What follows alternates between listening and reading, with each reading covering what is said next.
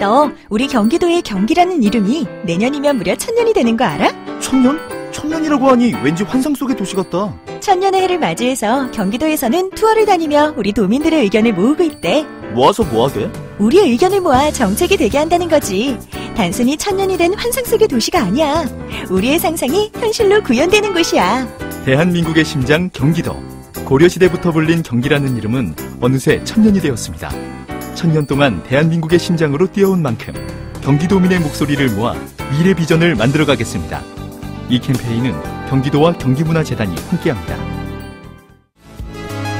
서울 지하철을 운영하는 서울교통공사 측이 과거에 성희롱으로 징계받은 가해자를 당시 피해 입었던 직원이 근무하고 있는 인근 역의 센터장으로 발령내서 지금 논란이 일고 있습니다.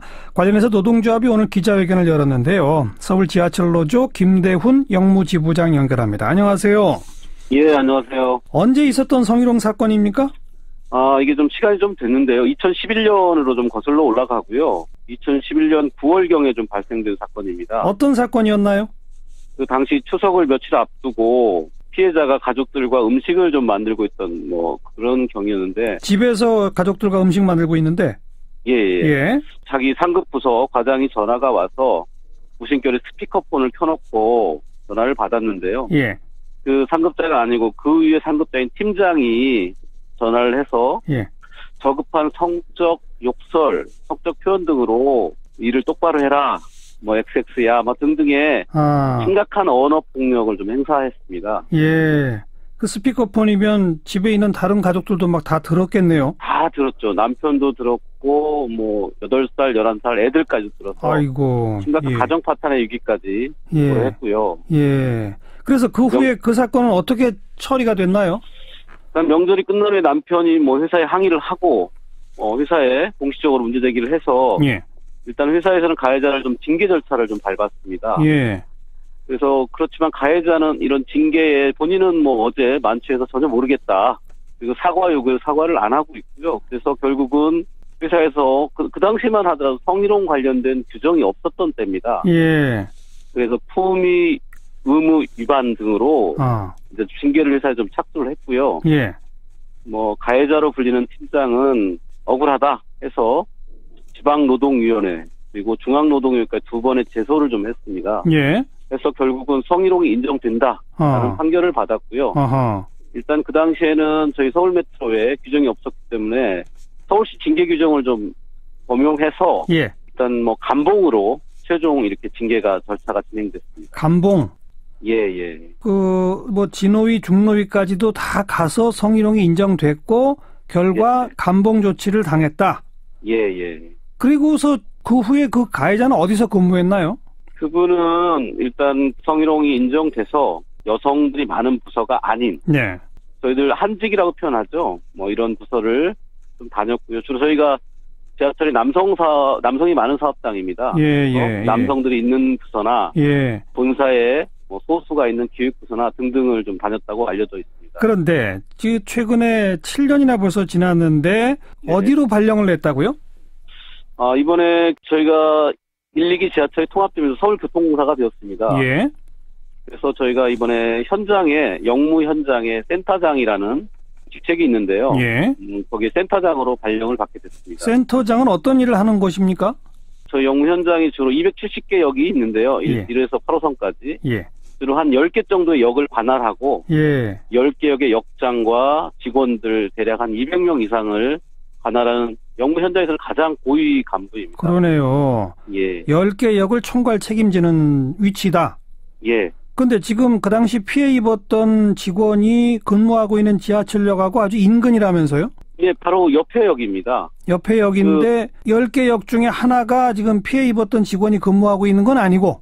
다행히 그건 아닌데요. 바로 옆에? 바로 인접역에 한 정거장 차이로 근무하고 있습니다. 네. 피해 직원은 이 사실을 알고 뭐라고 하던가요? 굉장히 좀 분노를 좀 했고요. 과거의 회상이 기억이 떠올라서 굉장히 분노를 했고요. 한편으로 지속적으로 회사에 인사발령을 처리해달라. 그렇게 좀 요구를 했고요.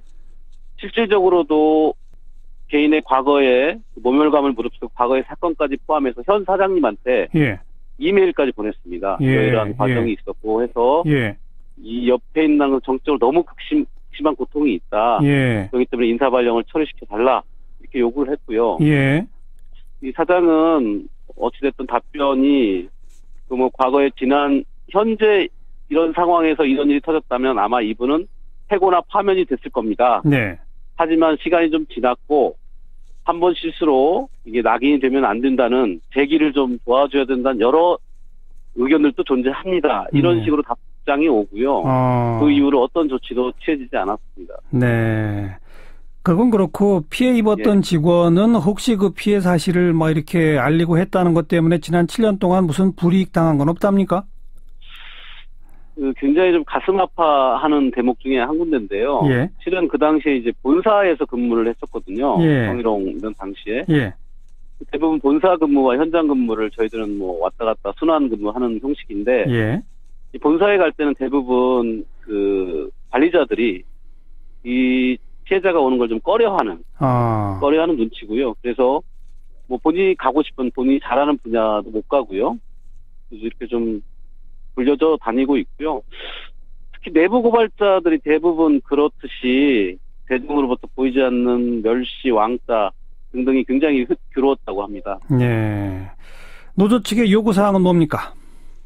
노동조합은 먼저 이렇게 2차 가해를 발생할 정도로 인접력에 인사발령을 내고 전혀 인사발령 철회하지 않는 공사는 우선 피해자에게 사과를 먼저 해야 되는 거고요. 그리고 즉시 인사 철회를 해서 피해자와 가해자를 분리시켜 놓아야 된다. 이런 입장을 좀 가지고 있고요.